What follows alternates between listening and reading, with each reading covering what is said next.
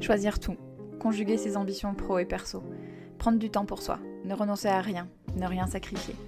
Les équilibristes, c'est des conversations avec des mamans, des papas, des couples, des experts qui choisissent tout et nous livrent ce que ça signifie pour eux et comment ils avancent. On n'est pas obligé de choisir entre son rôle de parent et une vie professionnelle épanouie. On peut vivre les deux et aussi intégrer tout le reste qui rend la vie riche. Dans les équilibristes, c'est ça qu'on explore, le « et ». Je m'appelle Sandra Fiodo, ces questions me passionnent depuis que je suis devenue maman et manager en même temps. L'ambition de ce podcast, vous rassurer, vous faire réfléchir, rire et prendre du recul. Je me réjouis de partager ces témoignages avec vous. Merci de votre écoute. L'épisode que vous allez découvrir aujourd'hui, c'est un peu un cadeau pour vous. Un cadeau de fin de rentrée, de début d'automne, de début des rhumes, de retour des poux, de vacances qui sont un peu loin et de fatigue hivernale qui pointe son nez. Vous allez y entendre Dr Aurélia Schneider, psychiatre spécialisée dans les thérapies comportementales et cognitives et auteur du livre La charge mentale des femmes et celle des hommes, mieux la détecter pour prévenir le burn-out. J'ai adoré cet échange avec Aurélia Schneider. Sa voix calme et posée, sa réelle envie d'aider avec des outils très concrets. Ah oui, et puis ses prescriptions de dîner de filles, parce que oui, elle prescrit des dîners de filles à ses patientes. Je trouve ça une super idée. Avec Aurélia, on a parlé de la définition de la charge mentale comme journée simultanée et non double journée, de la charge mentale des hommes, et elle tient à ce qu'on en parle, de la culpabilité qui pointe si souvent et si facilement son nez chez les femmes, et surtout de l'opportunité de communiquer dans le couple et de répartir la charge en discutant. C'est un épisode qui me tient particulièrement à cœur tant il propose des pistes concrètes, et j'espère sincèrement qu'il vous aidera. Bonne écoute les équilibristes. Aurélia, merci beaucoup de m'accorder ce temps. Alors, vous êtes médecin, psychiatre, spécialiste en psychothérapie comportementale et cognitive, et vous avez écrit un livre qui est vraiment intéressant et surtout très concret et très positif, qui s'appelle La charge mentale des femmes, avec des vraies pistes pour s'en sortir. Je voudrais qu'on commence par le commencement. C'est quoi la charge mentale, selon vous, votre définition, et pourquoi vous avez eu envie d'écrire un livre sur ce sujet-là? Bien, merci Sandra de m'inviter à parler de mon bouquin, de mon métier en fait, puisque mon bouquin est issu de mon métier. Mmh. Hem, alors la charge mentale, c'est une définition sociologique qui a été donnée, dans les années 80 par une sociologue, Monique Eco, qui a décrit donc, le fait de successivement, s'occuper, d'un domaine alors qu'on est dans un autre domaine.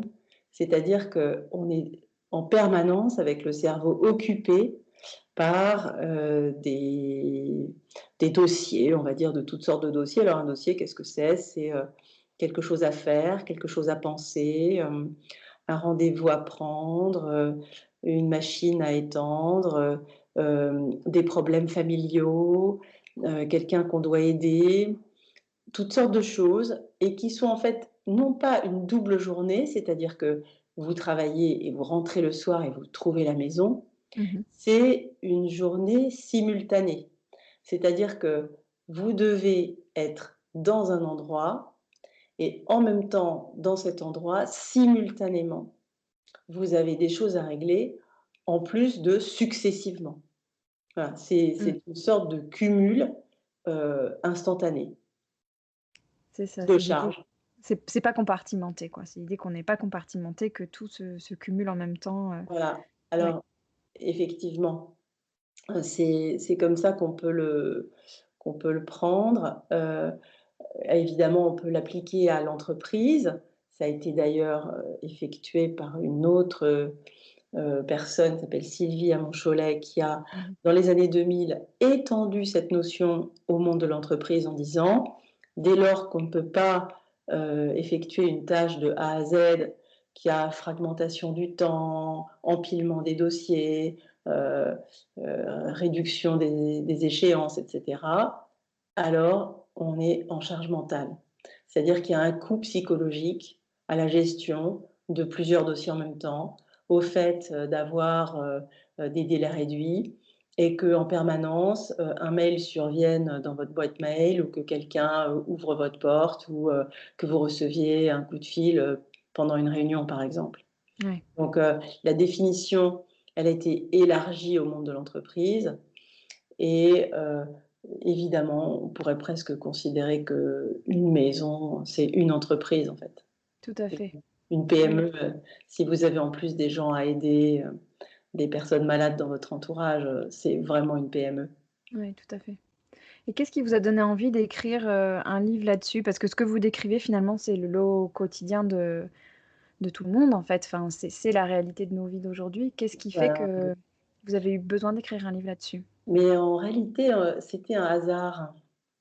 Il s'est trouvé que, lorsque Emma a sorti son livre, Mmh mh. surtout la BD sur internet, ça a fait une sorte d'effet incroyable et je l'en remercie parce que c'était une vraie prise de conscience. Elle a réactualisé, la notion de la charge mentale et notamment domestique, dans la vie domestique. Il s'est trouvé que j'ai fait une interview pour, une fille très sympa, médecin au magazine de la santé et qui, voulait travailler sur cette question et on a parlé de cette notion que moi je ne connaissais pas très bien, mais que j'avais quand même assimilée très vite à la question du burn-out. Mmh. En disant, «Oui, si ça se complique et bien on risque de craquer».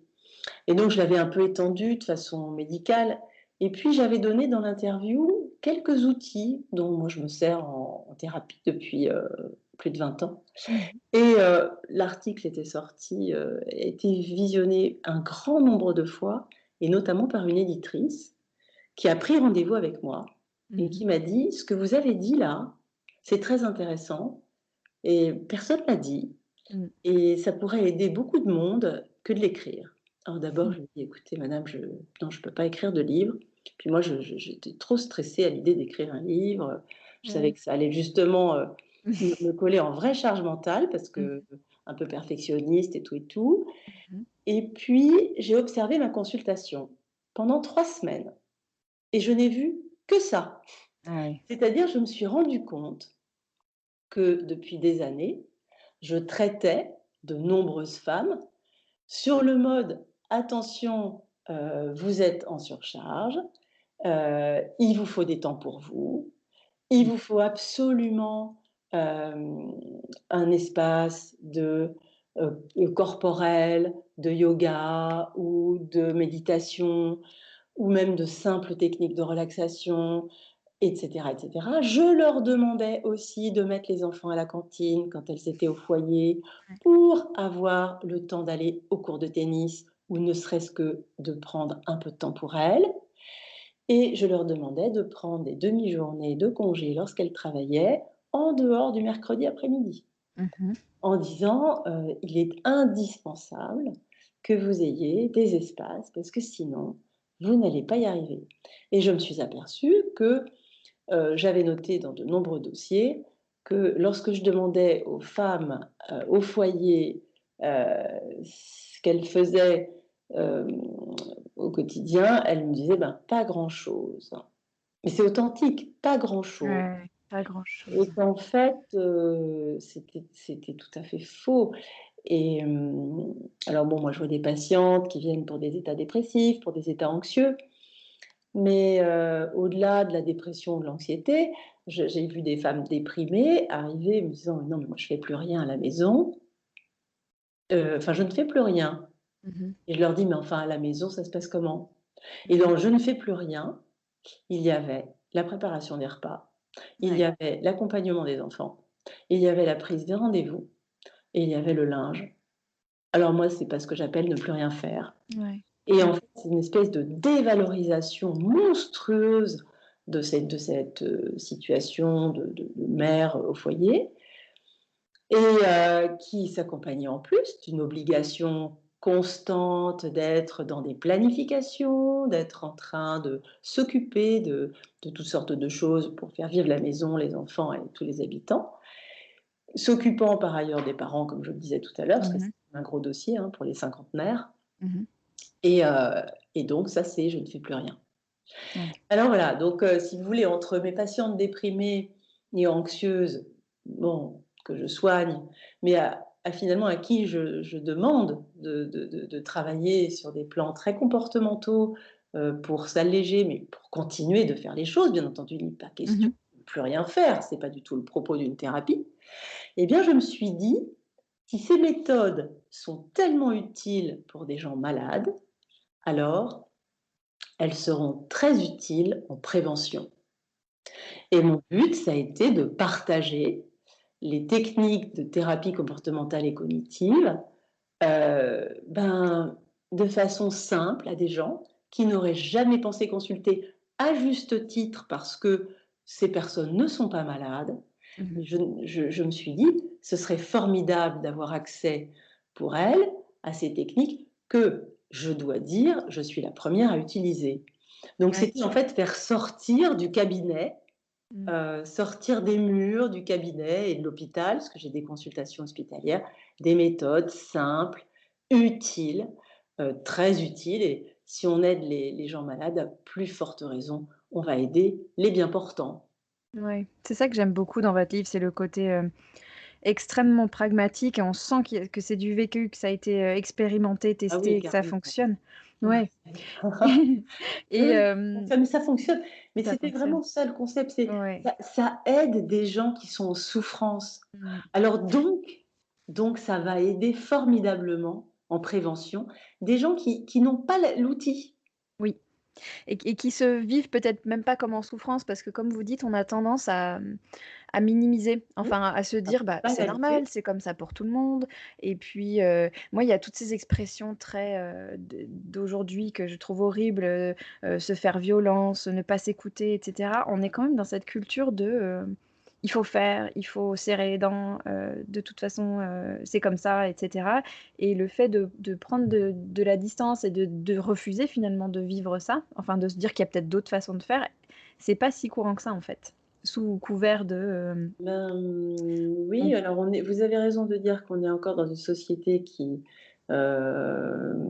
disons, qui est encore très, très imprégnée de concepts, assez rigides, hein, on va dire, mmh mh. et traditionnels. Et en effet, c'est pas du tout, choquant, l'idée que, on doive un peu souffrir. Mmh. Souffrir pour être belle, je pense à cette Allemande. Ouais. Je vous dis ça, mais il y a pas que ça. Il y a en effet, il faut, se remuer et cetera. Alors Mmh. bien sûr, mais je pense qu'on se remuera d'autant plus Ouais. qu'on aura les bons outils, qu'on va cibler, qu'on va arrêter de perdre de l'énergie, Oui. qu'on va mettre l'énergie au bon endroit, qu'on va créer de l'espace psychique, et comme ça on sera moins fatigué, on dormira mieux parce Mmh. que à force de ruminer, on dort moins bien, Mmh. et que tout ça contribuera à une meilleure performance. Moi, la plupart du temps, mes patients, ce que je leur dis quand ils vont mieux, je leur dis: «C'est fantastique parce que vous vous êtes soignés, vous avez eu le courage de venir voir un thérapeute. Maintenant, vous allez mieux et vous allez finir par aller mieux que tout un tas de gens. Parce que maintenant, vous avez des méthodes, Mmh. vous avez des outils et on ne va pas vous y reprendre, 2 fois, de vous planter comme ça vous est arrivé». Mmh. Surtout après des burn-out et des choses comme ça. Mmh mh. Et du coup, il y a des méthodes, et après, ben, ça va mieux, mais ça va mieux durablement, ça va mieux parce qu'on sait s'arrêter à temps. Pour autant, on reste performant. Oui, absolument. C'est quand même le but, on ne va pas non plus devenir, un légume. Non, non, c'est ça. C'est ça, mais on peut l'être, différemment, quoi. Ah ouais. Et il y a jusque-là, on a surtout parlé de femmes, et dans les équilibristes, pour l'instant, je n'ai interviewé que des femmes, mais ça va changer, parce qu'on se rend compte finalement que les hommes, on leur accorde moins de légitimité de se poser ces questions-là, enfin ou en tout cas, ils se le sentent moins et je me posais la question des hommes, chez Mmh. vous et de leur est-ce qu'il y a une charge mentale spécifique? Parce que je sais que vous m'aviez dit Oui, quand on a préparé l'interview, vous m'avez dit: «J'ai insisté pour qu'on parle des hommes aussi sur la oui, couverture». tout à fait. Alors Bien ça sûr, mais m'intéresse. Ouais. bien sûr, moi je vois des hommes en consultation. Alors j'en vois moins parce qu'ils viennent moins consulter les hommes, hein. Mmh. Je sais pas, ils ont plus de difficultés à verbaliser ou à expliquer leurs émotions ou à mettre des mots, c'est plutôt sur le corps que ça se passe avec les hommes. Mmh. Mais, il y a des hommes qui sont en difficulté d'organisation, qui Mmh. ont plein de choses à faire et qui s'en sortent pas, qui font des, comme on appelle ça, des to-do list. Vous savez, c'est les Oui. fameuses listes à rallonge sur lesquelles on inscrit tout ce qu'on l'on doit faire dans la journée. Donc, ils ont des to-do list à rallonge, ils n'arrivent pas à barrer les items, ça les culpabilise, ils se dévalorisent. C'est aussi une affaire d'hommes, ces to-do list. Mmh. Il y a, parfois des hommes qui, sont complètement, à charge du foyer, même souvent et qui sont très anxieux quand il y a, des risques de chômage et qui donc pensent au boulot quand ils sont à la maison, Mmh. qui pensent à tout ce qu'ils doivent faire et donc ils sont en charge mentale puisqu'ils ont un espace psychique occupé par des choses qui sont pas des choses qui se passent à l'instant présent et s'il y a, des responsabilités, d'entreprise, surtout des PME, des choses comme ça, avec des licenciements, c'est vraiment compliqué, hein, Mmh. de diriger, et c'est le cas d'un certain nombre d'hommes. Donc oui, et il y a des hommes qui sont, divorcés aussi et donc qui ont la charge des enfants en garde alternée Mmh. 1 semaine sur 2. Eh bien, ceux-là aussi sont obligés de faire face à tout ce qui peut se passer dans une maison avec des enfants, à savoir, 42 fièvres, je sais pas moi, des enfin toutes sortes d'aléas, d'imprévus de la vie. Oui. Donc eux aussi, voilà et puis il y a alors il y a des couples, homosexuels, et des hommes qui, bah, décrivent, bah, voilà, qu'ils ont aussi à faire des choses, dans la maison, ils sont 2 hommes et bah, il faut s'organiser. Mmh. C'est pareil. Bah, oui, c'est pareil. Et Alors vous je n'ai avez pas de couple homosexuel avec enfants, dans les ah hommes. oui, J'ai des d'accord. femmes avec enfants, Ouais. pas des hommes. Donc Mmh. j'attends d'en accueillir et puis comme ça je me ferai d'autres idées de comment ça se passe, peut-être j'écrirai une version enrichie de mon livre, avec Mmh. d'autres exemples. Voilà. Ouais, donc c'est dur pour eux aussi et c'est Oui, vrai c'est dur on pour eux le reconnaît aussi, moins. c'est dur pour eux aussi et puis alors, il y a aussi tout un dans les facteurs de risque, il y a, Ouais. toutes les situations de harcèlement. Mmh. Harcèlement au boulot et les hommes sont harcelés aussi, hein Ouais. voilà et soit par des N-1, soit par des N+1 et ce sont des situations qui sont des situations difficiles, qui occupent énormément l'espace psychique, qui débordent, Mmh. qui nous débordent, hein et qui font qu'on est, aussi extrêmement, heu, parasité, à devoir penser à beaucoup de choses en même temps. Donc les hommes sont aussi dans ces situations-là. Oui. Et alors il y a une hypothèse que vous formulez dans le livre que j'ai trouvée fascinante, sur, une prédisposition des femmes à la charge mentale et qui est celle du comptage physiologique permanent. Ouais. Pour ceux qui n'ont pas lu le livre, je vous laisse en parler un peu plus Oui, et oui. Ah bah, ouais, ça fait c'est plaisir que qu'elle vous ait intéressée parce que ça, c'est mon petit truc. ouais. Je me suis fait plaisir moi en écrivant ça parce que c'est Mmh. totalement personnel, hein, c'est une hypothèse, Mmh hein mh. et en fait, elle a rencontré beaucoup de succès, donc ça m'amuse. Alors, en fait, je vais corriger légèrement, ce que vous venez de dire.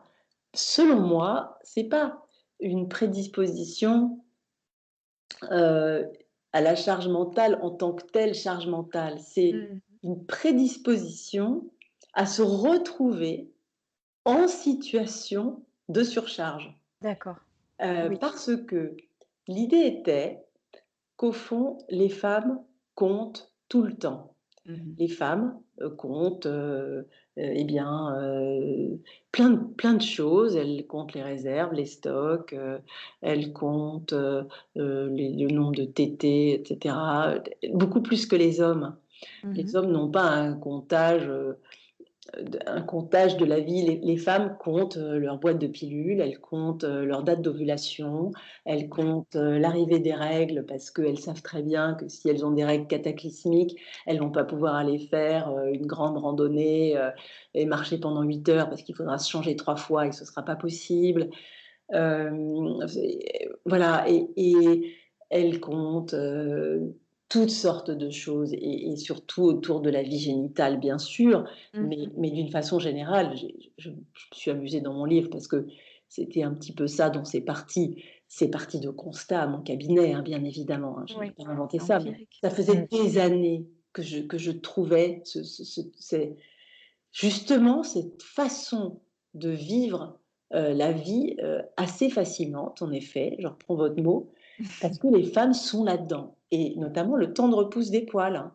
Si vous Oui, savez que vous oui, partez en vacances, oui, vous allez laisser pousser vos poils pour les épiler la veille. ouais, Enfin, en tout cas, exactement. et si on fait une enquête dans la rue, un micro-trottoir, on va tomber sur des filles qui vont vous dire, bah, soit qu'elles ont eu recours à l'épilation définitive parce qu'elles n'en pouvaient plus de compter, Ouais, soit d'autres qui vont dire: «Ah oui, d'ailleurs, c'est vrai, il faut que je prenne rendez-vous chez l'esthéticienne juste avant de partir en vacances». ouais. Non, Enfin, c'est vrai. c'est un petit peu caricatural, mais c'est vrai. Mmh, c'est vrai. Non, c'est vrai.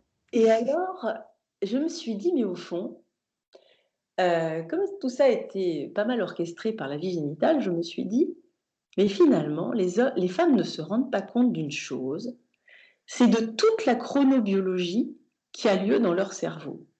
Moi, j'ai fait, pendant mes études, un diplôme universitaire de chronobiologie, Mmh. passionnant. Et là, j'ai appris qu'il y avait un comptage implicite qui déclenchait l'ovulation. Mmh. C'est-à-dire, toutes les femmes savent que l'ovulation se trouve au 12e, entre le 12e et le 16e jour avant les règles, donc elles font des rétro-plannings par rapport à l'ovulation. Donc ça, elles savent ce comptage-là, qui est un macro-comptage, qui échappe totalement aux hommes, hein. Ça, Mmh. je crois pouvoir dire que la plupart des hommes sont, vraiment, mais pas du tout, heu, enfin, dans cette préoccupation-là, hein, d'accord? Mmh. Et les femmes, elles comptent ça, mais ça, c'est un macro-comptage. Mais en dessous, il y a une orchestration hormonale incroyable. C'est étudié sur le petit mammifère, et cetera. Une orchestration de pulsations d'hormones qui déclenchent l'ovulation avec des pulsations à 30 minutes ou à 90 minutes. Enfin, c'est un mécanisme de précision absolument hallucinant. Mmh. Et alors les hommes aussi ont des sécrétions pulsatiles, des trucs comme ça, mais ils n'ont pas d'ovulation. Ils Oui. déclenchent pas une ovulation avec, des sécrétions rythmées d'hormones très précises à des moments très précis. Et ça, c'est magique en fait. Quand on y réfléchit, c'est dingue. Alors moi j'adore, hein, ça c'est de la médecine. J'ai toujours adoré apprendre ce métier parce qu'on découvre des trucs hallucinants, Mmh. Sur le microscopiques. corps. Mmh. Mais ça, c'était formidable parce que ça me faisait dire au fond, les femmes, elles se rendent même pas compte. Mais dans leur cerveau, il y a un comptage ahurissant et en fait, elles sont en train de compter de façon plus macroscopique avec leurs ovulations, mais en Mmh. dessous, il y a un micro-comptage, un nano-comptage et d'une façon encore plus macroscopique dans leur vie, ben, elles comptent aussi. Elles comptent et elles font des rétro-plannings tout le temps. Oui. Et ben ça, c'est de la charge mentale. Ouais, c'est ça. Et donc ça m'a amusée, bah, d'écrire cette petite hypothèse parce que ça faisait longtemps que j'avais ça dans la tête. Mmh. Non, c'est fou parce que c'est vrai, on se dit: «Mais bon sang», parce que j'ai autour de moi plein d'hommes, qui sont très impliqués. On peut vraiment pas leur reprocher d'être des caricatures, de personnes à qui il faudrait dire les choses, mais il y a des choses qui leur échappent totalement et malgré toute la bonne volonté du monde et ça reste enfin pour moi ça restait un mystère et lire votre, votre hypothèse, je me suis dit: «Bah, ouais, peut-être que ça serait ça l'explication, quoi». Vous avez des Ah oui. depuis que vous l'avez publié le livre, il y a des études ou des choses qui iraient dans ce Oui, mais sens? c'est ce qui était très rigolo, c'est que depuis que je l'ai sorti ce livre, toutes les femmes qui ont lu ça m'ont dit: «Ah ouais». Elles Ça m'ont donc dit: ça, «Ah bah ouais» ça et précise. c'était tellement drôle Ouais. et il y en a pas une qui m'a dit: «Oh bah non, mais ton truc, Mmh. alors là, j'ai rien compris». Et le pire, c'est que moi j'ai une patiente que j'aime beaucoup, une dame un peu âgée, qui a 75 ans et qui me racontait, des vacances familiales. Voilà, elle a, 3 ou 4 enfants, je sais plus, et donc il y a des petits-enfants et donc voilà, donc ils sont en vacances tous ensemble et alors elle fait l'intendance, mais elle compte elle aussi. Mmh. Pourtant ça fait longtemps qu'elle a plus ses règles, hein, Mmh. mais c'est Ouais, une empreinte. c'est une empreinte, c'est ça. Ben Mmh. oui, parce que quand on a 75 ans, on a fait quoi? On a 40 ans de cycle derrière soi et toute l'organisation donc il y a on a pris des habitudes. Ouais. Mais peut-être que c'est pas le cas justement de toutes les femmes et qu'il faudrait interroger les femmes justement qui sont, ben, comme cette patiente, qui ont dépassé, bon la soixantaine et comment elles sont? Est-ce que justement elles se détendent par rapport à tout ça? Mmh. Moi je Ouais, pense ce que c'est serait une intéressant. empreinte pour beaucoup, mais peut-être que justement il y a des choses qui deviennent plus simples après quand toute cette batterie, cette usine à gaz hormonale se calme, Mmh. peut-être. Cela Mmh. dit, avec les traitements substitutifs de la ménopause, le comptage continue, hein. Ouais, c'est ça. Parce qu'un traitement substitutif, c'est, bah, du 1er au 15e jour, vous faites ça, du 15e au 25e, vous faites ça et vous mettez de la crème et vous mettez ci ou tout ça. Bon, c'est voilà, Ça c'est continue. mais ça continue. Ouais, ça continue. Il y a un sujet dont on parle beaucoup dans les équilibristes, parce que, c'est un sujet qui est présent pour beaucoup de femmes, de mamans, c'est le sujet de la culpabilité et vous en parlez beaucoup dans le livre de déculpabilisation Oui, et je m'amusais de constater que tous les exemples, pris tournaient autour des enfants. Vous parlez à un moment de notre disponibilité pour eux avec quelqu'un qui prendrait, une maman qui prendrait un temps partiel, mais un autre oui, jour que le mercredi ou mmh, alors du soin qu'on leur apporte. Vous prenez l'exemple du paquet de madeleines pour le goûter d'anniversaire à ouais, l'école, plutôt qu'un gâteau super sophistiqué, qu'aurait fait pu faire une maison. autre maman. Et ça m'a beaucoup parlé, ça m'a beaucoup, évoqué des conversations que je peux avoir avec des amis ou des auditrices. Ce sujet de la culpabilité, il revient souvent lié à la charge, mentale? Bah, en fait, le gros problème, c'est que, ben, quand j'ai cherché à étudier de façon rationnelle la charge mentale pour en faire un livre, je me Mmh. suis dit au fond, la charge mentale, pourquoi est-ce qu'on se retrouve avec une charge mentale mal tolérée? Parce Mmh. qu'il y a des gens qui, tout un tas de gens d'ailleurs, qui arrivent à tolérer Oui. de faire tout un tas de choses, d'empiler les dossiers, et cetera, et cetera. Il y en a à qui ça ne pose aucun problème. Il y en a d'autres à qui ça pose des problèmes, c'est-à-dire qu'ils vont, risquer de décompenser sur un mode, de burn-out ou bien de, voilà, d'anxiété, enfin, d'aller mal quoi, de mal la Mmh mh. tolérer ou d'être débordé, hein. Mmh. Eh bien, l'idée était de chercher pourquoi on pouvait plus ou moins bien la tolérer et Mmh. dans les facteurs de risque, j'appelle ça des facteurs de risque, il y a diverses choses comme par exemple, ne pas bien tolérer l'imprévu, Mmh. avoir beaucoup de mal avec l'incertitude, les choses qu'on contrôle pas.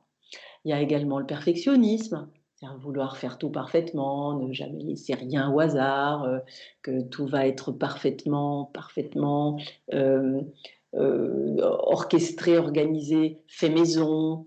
Mmh. Voilà, il y a aussi la question de la gestion du temps. Comment est-ce qu'on gère son temps? Est-ce qu'on a une bonne performance là-dessus ou est-ce qu'on a beaucoup de mal? Et puis l'estime de soi, c'est-à-dire est-ce qu'on se fait confiance? Est-ce qu'on a, un peu beaucoup, par exemple, l'impression d'être un imposteur ou de jamais bien faire, ce qu'il faut ou de se comparer aux autres un peu trop? Et du Mmh mh. coup, si vous avez, l'un ou l'autre de ces petits handicaps ou plus importants ou que vous cumulez, c'est-à-dire que vous avez un problème d'estime de vous et puis que vous avez, du coup, parce que vous avez un problème d'estime de vous, tendance à vouloir faire parfaitement parce qu'au moins ce sera fait parfaitement et du coup, vous pourrez vous regarder un peu dans la glace ou vous Mmh. sentir à peu près à la hauteur des autres. C'est risqué Mmh. parce que vous allez vouloir faire plus.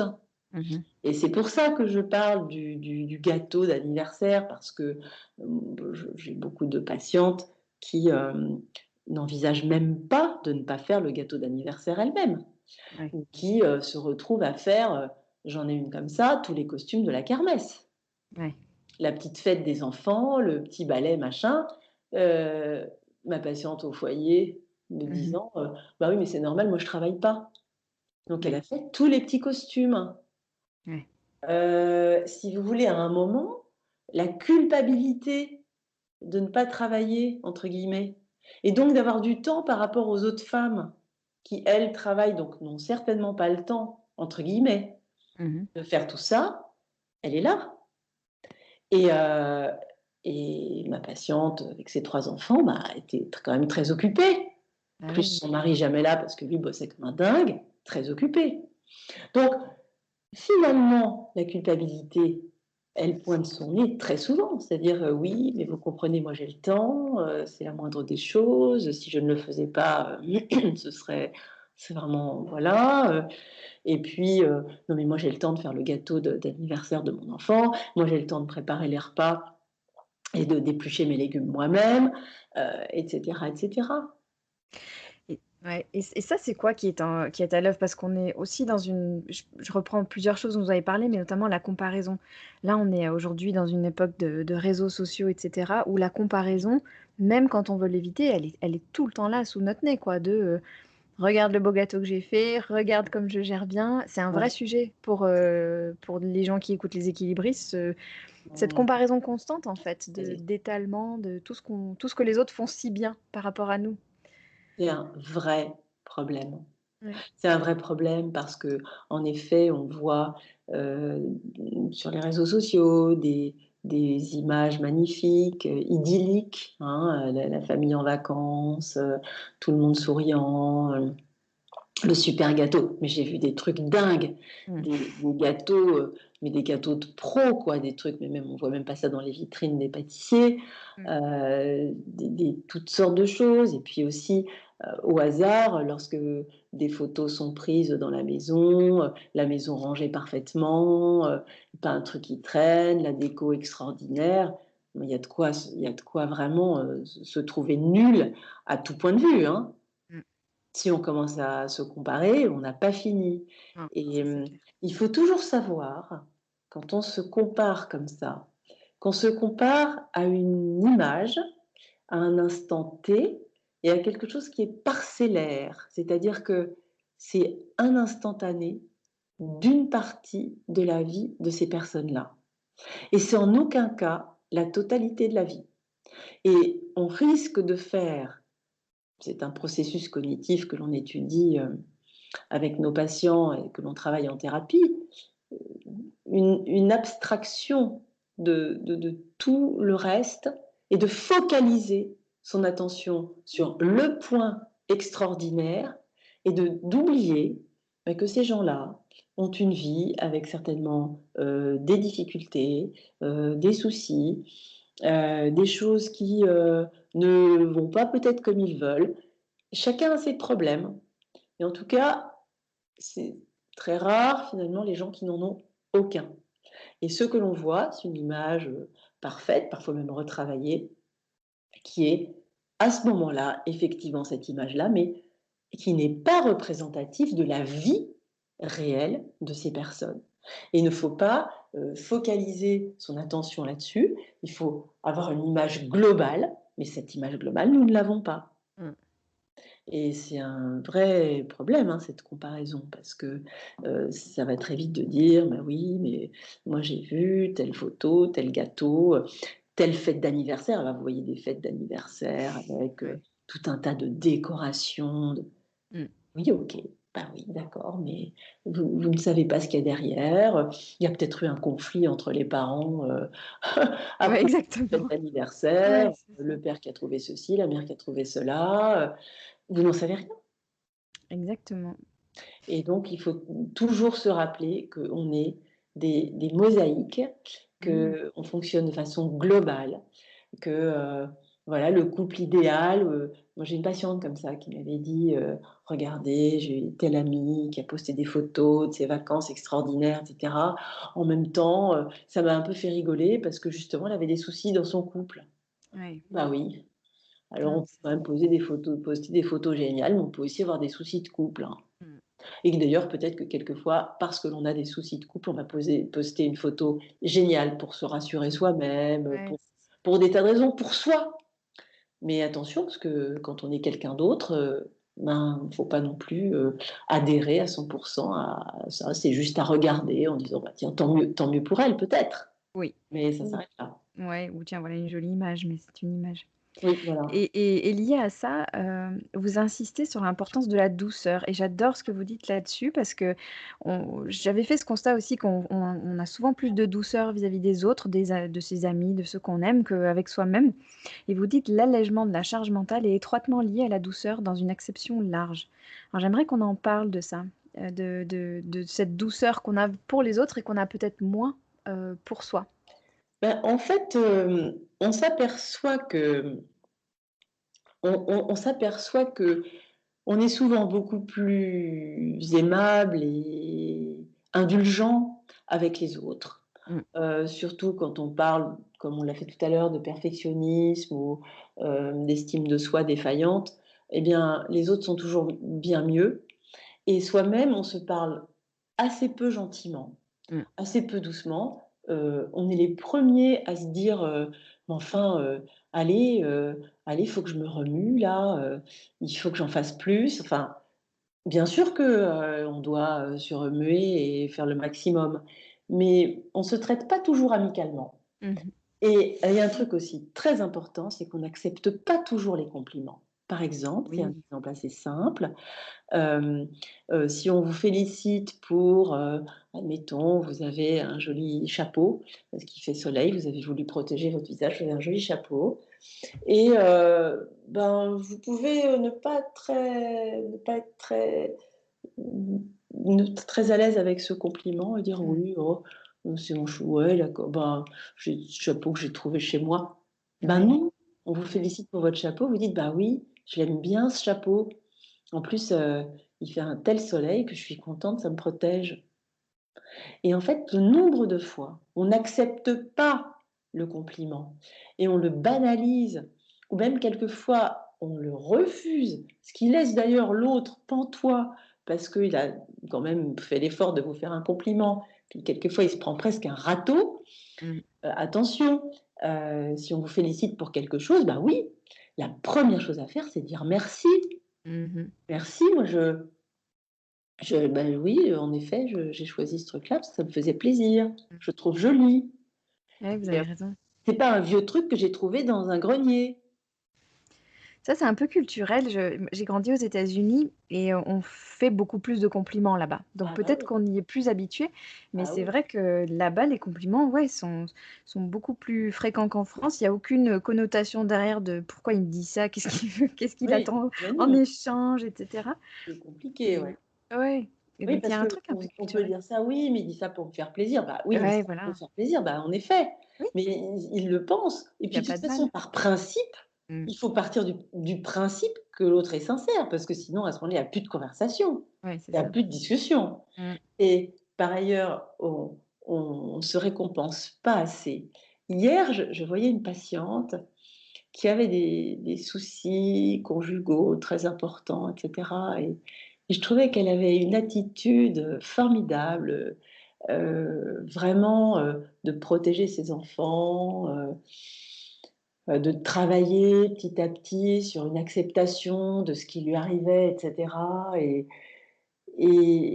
c'est une dame, qui avait eu d'ailleurs il y a quelques années un deuil important et qui avait fait face de façon remarquable et je lui ai dit: «Écoutez, moi je trouve quand même là que vous avancez d'une façon extraordinaire» et je lui ai dit: «Je vous demande une chose, c'est de vous offrir un petit cadeau et je sais que, elle aime les choses colorées».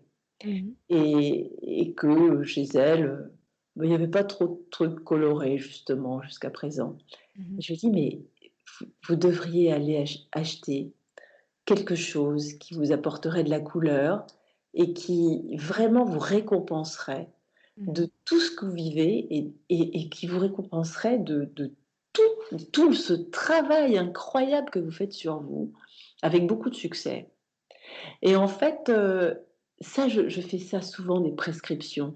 Là, c'est une prescription presque, importante. C'était un objet, on a même parlé ensemble de où est-ce qu'elle pourrait aller l'acheter dans le Mmh. quartier, puisqu'il y a une boutique qui fabrique des objets, très jolis et très colorés dans notre quartier.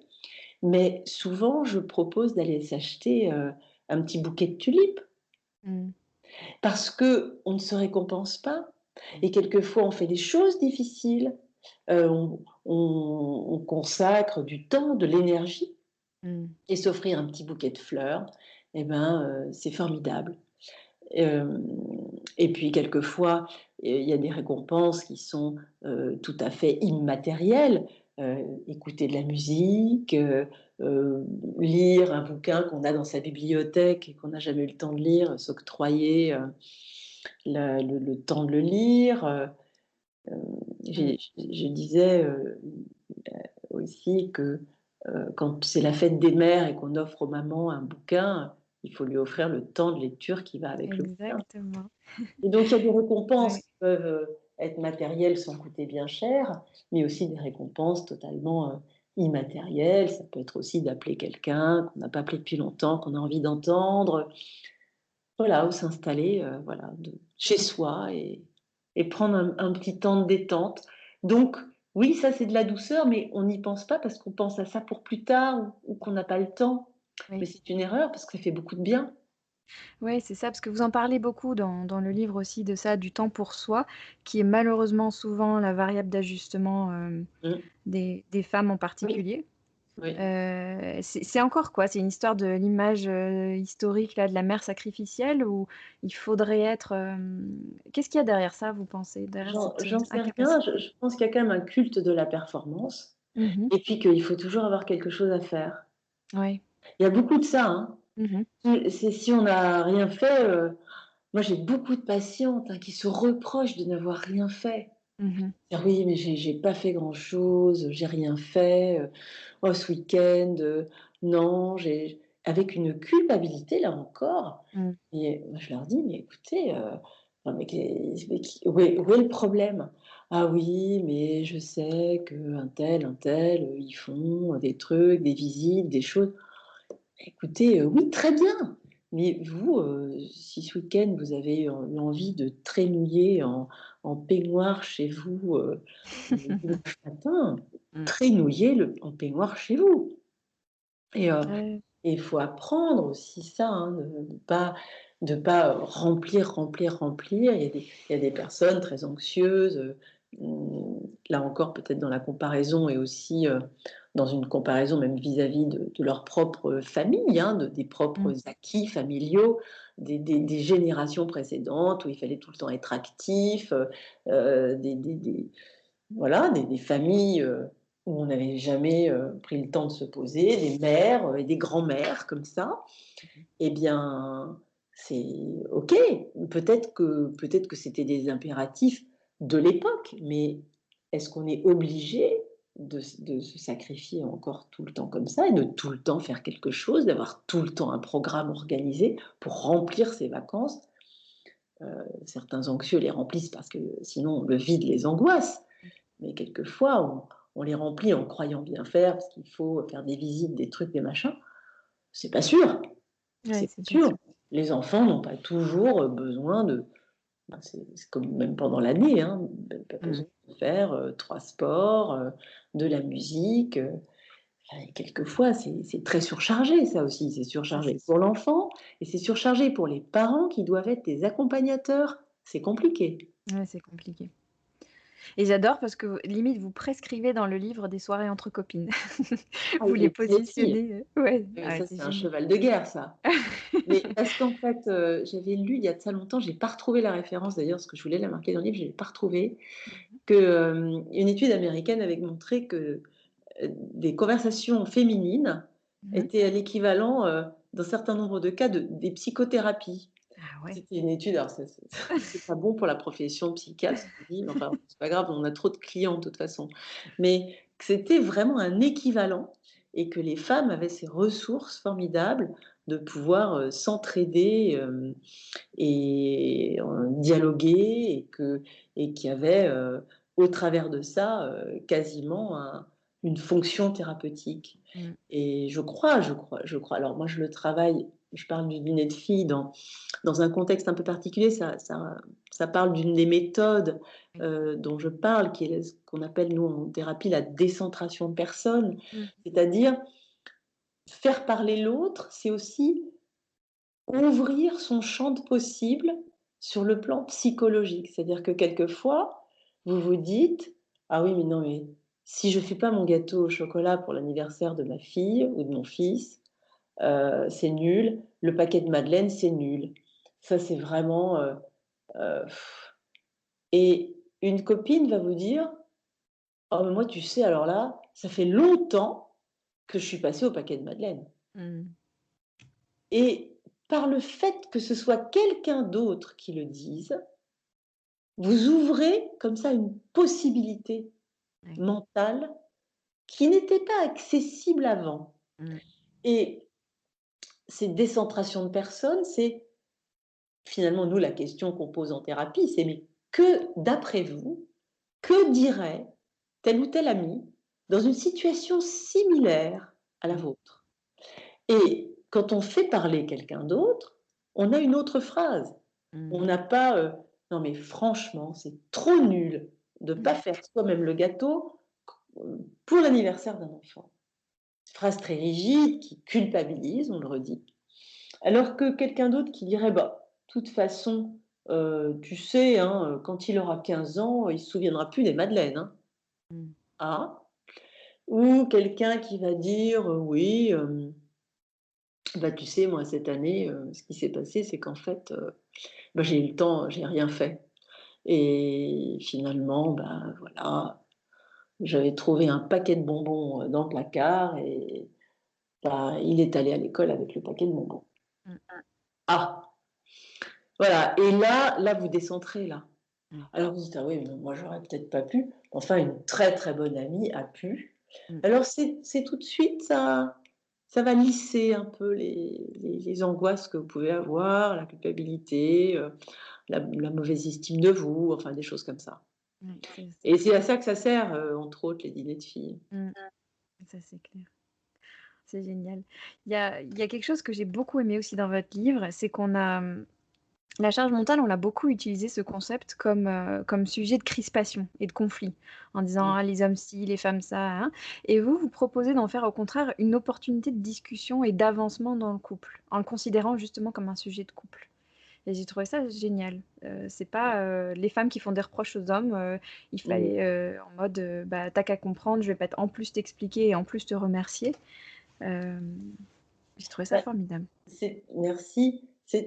Bah, ça me tenait à cœur parce que je pense que parfois il y a du gâchis. Je trouve qu'un couple, c'est difficile, c'est Mmh. un vrai boulot et que, bah, tiens, hier, je voyais une patiente et elle me disait: «Oui, il y a encore du travail à faire parce que la dernière fois, je me suis rendue compte que j'avais dit à mon mari, heu: "Ah, mais tu as pas pensé, à faire la révision de la voiture"». Mmh. Et oui, mais tu as pas pensé à faire la révision de la voiture. Tu n'as pas pensé à faire la révision de la Mmh. voiture, c'est quand même un message très négatif. Mmh. Et elle m'a dit: «Et effectivement, la dernière fois, j'étais pas en forme, j'avais besoin, d'affection et au moins d'écoute et je lui ai dit: Écoute, j'ai besoin que tu m'écoutes, j'ai besoin de te parler, j'ai» et elle m'a dit: «Là, je l'ai vu se mobiliser». Ouais. Et en réalité, je dis: «Bah oui, mais regardez, la différence de communication entre "j'ai besoin de" Mmh. et "tu n'as pas fait ça". Ouais. Elle me dit: «Oui, c'est flagrant» et elle me dit: «En plus, je l'ai expérimenté» parce qu'effectivement mes patientes, eux, enfin et elles, mes patients et mes patientes, expérimentent les techniques parce que je leur donne je fais des petites prescriptions. Mmh mh. Alors ils quand ils utilisent le truc, je leur dis: «Ben, faites une épreuve de réalité. Voyez si ça fonctionne ou pas, puis vous allez utiliser ce qui vous plaît Mmh. dans ce qu'on apprend ici». Et là, elle dit: «Bah oui, mais c'est flagrant, ça marche». Alors je dis: «Bah oui, ça marche» et Mmh. c'est très drôle parce qu'elle est partie hier avec la prescription des vacances. Je lui ai dit: «Bah écoutez, vous allez relire le chapitre couple de votre bouquin». Non pas que je vende mon bouquin à mes patientes, mais en général, elles arrivent en l'ayant acheté en me disant: «Mais c'est bien, vous avez écrit un truc». Je dis: «Bah oui, mais il va falloir qu'on s'en serve là». Mise en Et puis, pratique. bah, là, Ouais. pour les vacances, c'est le chapitre couple. Elle s'est marrée. Mais elle me dit: «Oui, c'est vrai que c'est très différent». Dire: «Mais tu as pas pensé à faire ça». Ouais. Si vous dites, «Écoute, j'ai vraiment besoin que tu fasses cette chose-là», et ben, vous impliquez l'autre par la notion de besoin pour vous. C'est une implication toute naturelle et ça n'est pas un message négatif et c'est beaucoup plus agréable de réagir à un message sur le besoin qu'à un message négatif qui vous met en cause, Mmh. qui est déjà en soi une critique. C'est très désagréable de recevoir une critique. Non, il n'a pas pensé à faire la vidange de la bagnole, ça c'est sûr. Mais c'est pas forcément ça qu'il a envie d'entendre. Mmh. C'est: «Moi j'ai besoin que tu fasses ce truc-là maintenant. J'ai besoin que tu y penses. On a besoin que Oui, c'est tu y ça, la penses parce qu'on famille a va besoin. partir en vacances et qu'on va prendre la voiture». Ouais, c'est ça, parce qu'on entend souvent le reproche de dire: «Bah, il faut pas en plus que je lui» c'était ça tout le sujet de la BD, c'était de dire, le sous-titre c'était «Fallait demander» et Oui, le il fallait propos c'était de demander dire, et en fait oui, il faut demander, ouais. Après il faut et il trouver la faut demander, demander de il la faut bonne demander façon. et il faut Mmh. demander de la bonne façon. Ouais. Effectivement, il faut éviter les «tu pas» ou «tu pas envie de», enfin, Mmh. c'est des tournures fréquentes, hein, pourtant. Mmh. Faut les éviter et la notion de besoin et puis, hem, la notion que lorsque l'autre aura fait ce qui a été demandé, on va le renforcer. C'est-à-dire qu'on va lui dire: «Écoute, c'est fantastique, merci», alors, bah, la même patiente d'ailleurs me racontait qu'elle avait dit: «Oh, il faudrait aller chez IKEA acheter une étagère pour mettre dans la chambre» et en fait, c'était son mari est allé, c'est le dimanche et il a ramené l'étagère, il a monté l'étagère et alors, elle lui a dit, «Ah mais c'est super» et c'était déjà bien qu'elle dise ça parce que quelquefois on le fait pas. Mmh. Quelquefois on le fait pas, on dit: «Ouais mais c'est normal, moi je me Ouais, suis c'est ça. tapé toute la lessive, Mmh.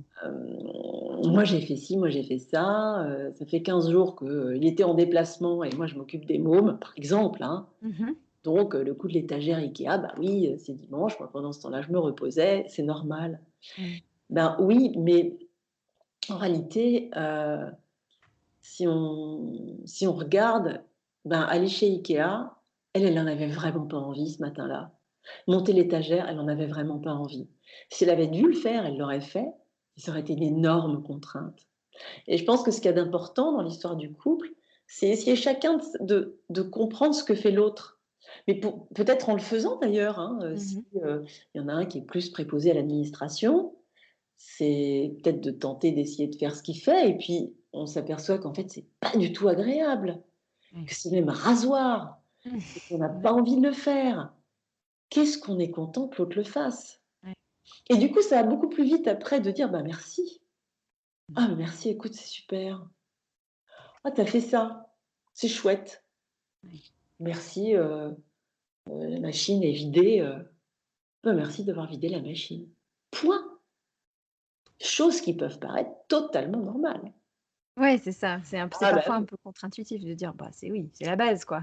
c'est exactement ça. Mmh. C'est exactement ça. C'est-à-dire que mais vous savez, j'avais écrit un petit papier, et je m'étais bien amusée et dans lequel j'avais dit, hem, quand on se marie, on parle, heu, finalement au couple, à la mairie, dans le code civil, des des gros problèmes et de l'assistance mutuelle dans les gros problèmes. Mmh. Moi, les couples que je vois, enfin, je vois pas de couple, les membres de couples que je vois, enfin, je vois très rarement des couples, mais Mmh mh.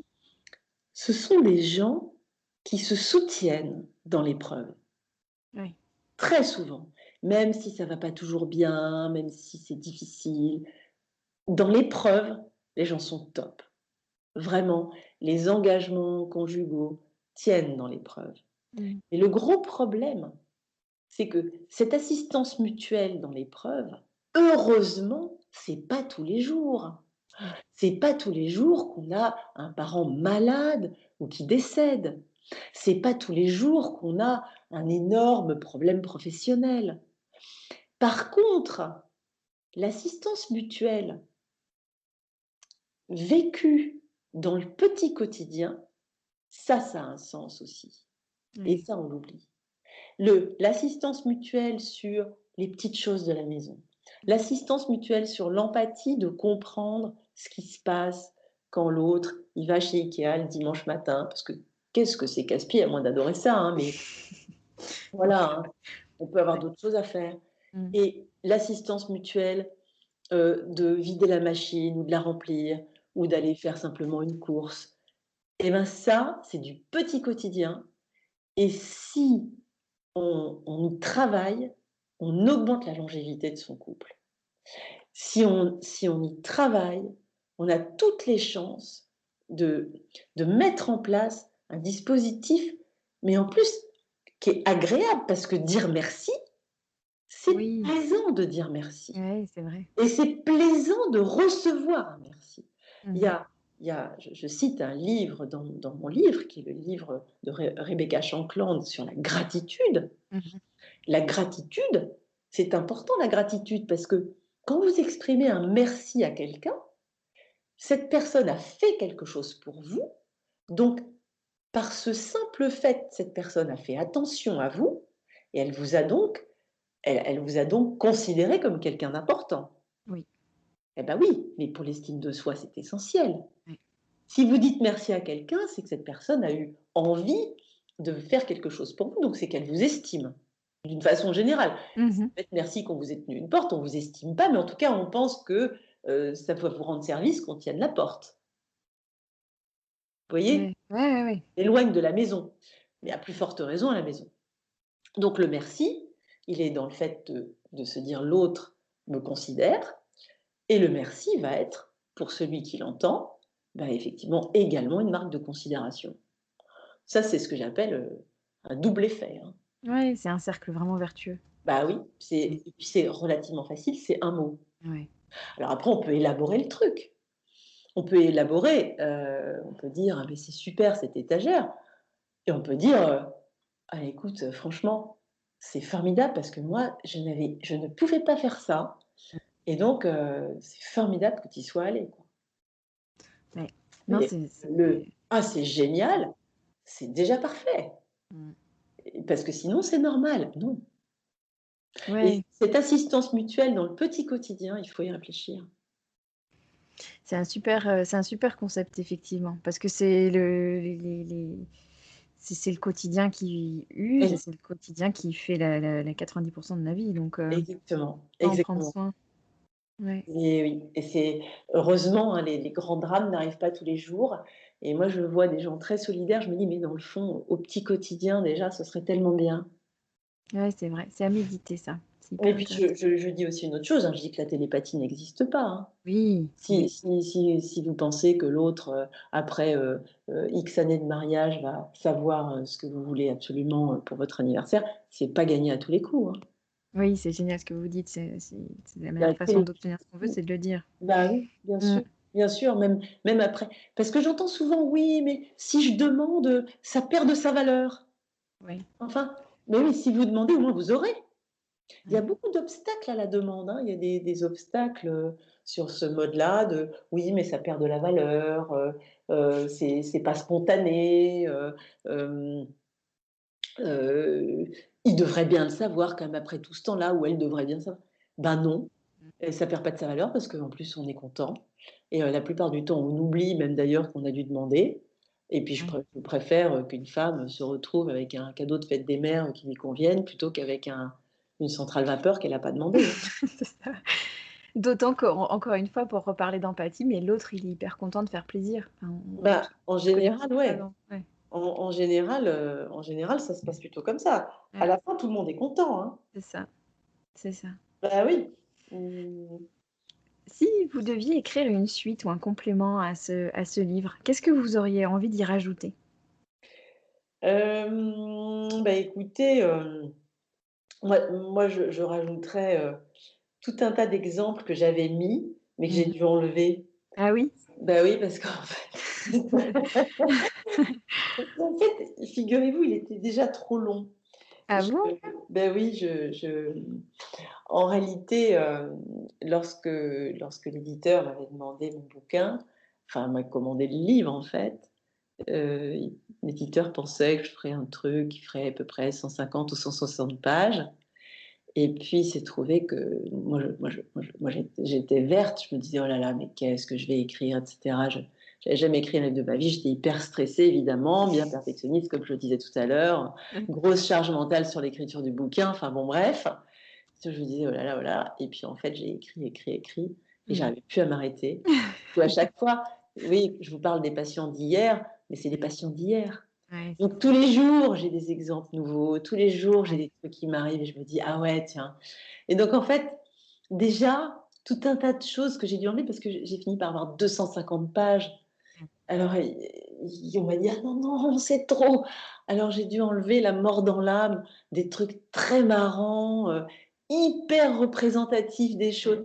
Bon, j'ai gardé des choses qui étaient déjà de toute façon, comme vous l'avez dit au début, complètement, complètement, évidentes, que c'était de la vie de la consultation, que c'est des choses qui se passent, que c'est des choses qu'on vit et du vrai, total vrai. Mais j'avais d'autres trucs Ouais. passionnants. J'étais hyper frustrée. Ah, je comprends. J'ai dû enlever ce que j'avais écrit. Je disais: «Enfin quand même là, faudrait le garder». «Ah oui, non, mais on n'a pas la place». Oh là là. Ah. Vous avez un exemple là, dont vous pouvez parler? Ouais, ouais, j'avais un exemple génial. J'avais une patiente, c'était dans la gestion du temps. J'avais une patiente très sympathique qui était tout le temps en retard. Alors, bon, bah, moi je m'étais habituée, hein, mais bon, je prévoyais un peu plus long dans ses séances. Enfin, j'essayais de pas mettre 50 personnes derrière elle, Mmh. je m'organisais. Je m'adaptais, mais bon.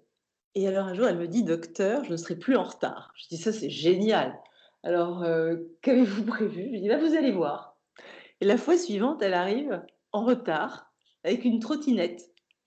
Et elle me dit: «Je suis désolée, mais en fait, je me suis acheté une trottinette pour aller plus vite entre le métro et tous mes rendez-vous. Mais en fait, je me suis aperçue que du coup, je partais plus tard de chez moi». C'est génial!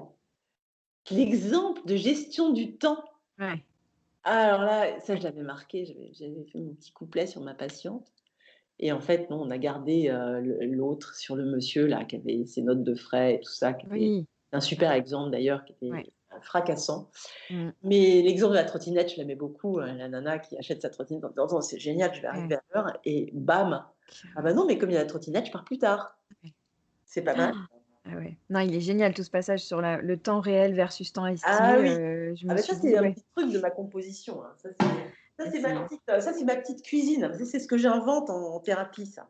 ouais, mais c'est j'ai Temps commencé à estimé, le faire là, temps je me suis dit: «Oui, oui, oui». Ah mais oui, mais ça, le jour où vous découvrez, par quoi il faut multiplier votre idée du temps que vous allez mettre, vous Mmh. êtes plus jamais en retard. Vous avez vu, je vous ai appelé à 59. Ouais, pile poil, ouais, Pas ouais. mal, hein? Super. Et J'étais j'ai épanouie. hésité, hein, j'ai failli faire une course avant de je vous jure, non mais en fait, je fais un énorme, vos auditeurs vont se dire: «Ouais, mais qu'est-ce que c'est que ce médecin?»